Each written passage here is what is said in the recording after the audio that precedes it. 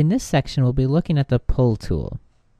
So I'm going to open up the Pull folder, and specifically we'll be looking at Pull Edges. So we'll click on the first document, 1_pull edges. In SpaceClaim, there's several ways edges can be pulled on to make modifications. If you look in the Options panel, you'll see that there's 5 different ways you can change an edge. Edges can be pulled, chamfered, extruded, copied, and pivoted. And we'll see what that means during this section. First, if I click on a single edge, you notice the default action is to create a round. The second option we have is to create a chamfer. So we'll choose chamfer in the mini toolbar, and that's the exact same thing as picking it in the options panel.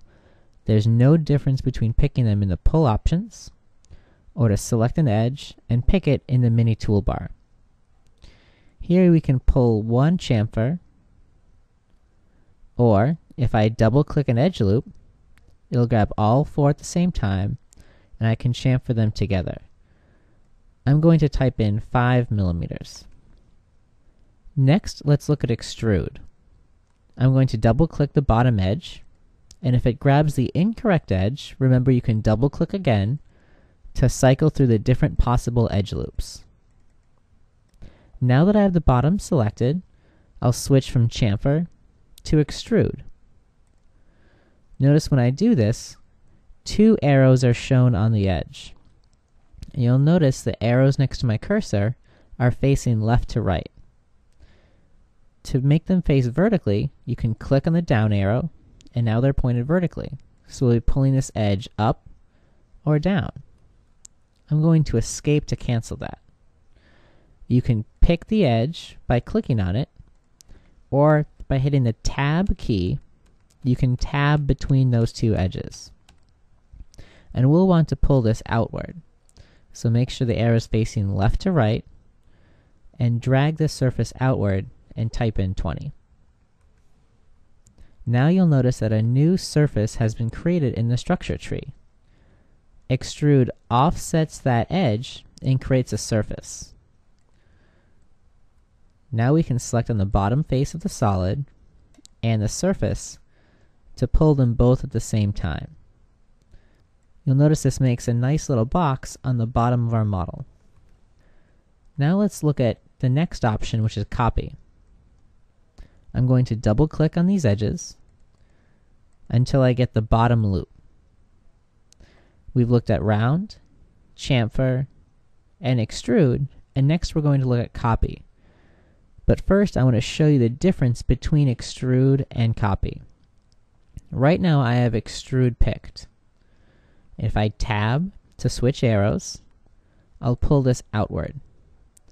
And you'll notice that as I pull this, it makes a new surface, and we can see the surface in the structure tree. I'm going to undo with Ctrl-Z or in the Quick Access toolbar. I'm going to switch to copy, and I can switch inside of our Pull Options panel on the left middle side of the screen. When I'm copying edges outward, you'll notice that it doesn't create a new surface. It simply subdivides the face into a new region. And notice if it gets large enough, it gets trimmed by the edges of that face. I'm going to pull this out 10 millimeters.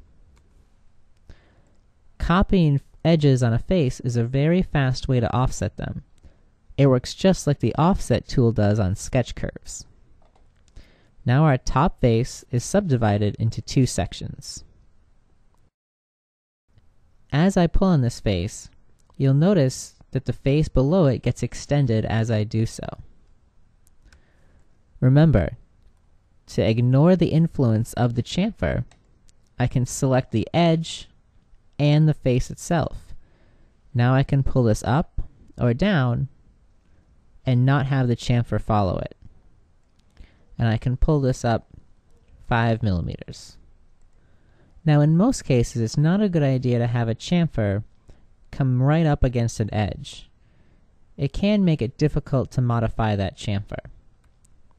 If you ever need to remove a chamfer property from a face, you can always look at the Properties panel. This is where I can change the setbacks or remove the chamfer property. By switching that to false, the face will edit just like any normal face. So you can pull it to make a change, or we could remove it by filling it in. Now let's look at pivot, our last edge option. I'm going to select on our edge on one side and Control select our edge on the other by rolling the mouse wheel through the model as I hold down the Control key. Now you'll notice I have our last pivot option all the way to the right. Just like copy and extrude, there's two ways I can pivot these edges, and I can tab between them. Now that our direction has been chosen, you'll notice that pivot offsets the location of these edges, pulling them to the right and growing them, or pulling them to the left to shrink them. Now I can type in a value and hit enter. You'll notice it also works on circles, allowing you to pivot edges larger or pivot them smaller. Notice this gives me the offset dimension from where they were originally. So in this section, add chamfers to the top edge loop, offset to create the base, use copy to create this little box, remove the chamfer property, and try pivot.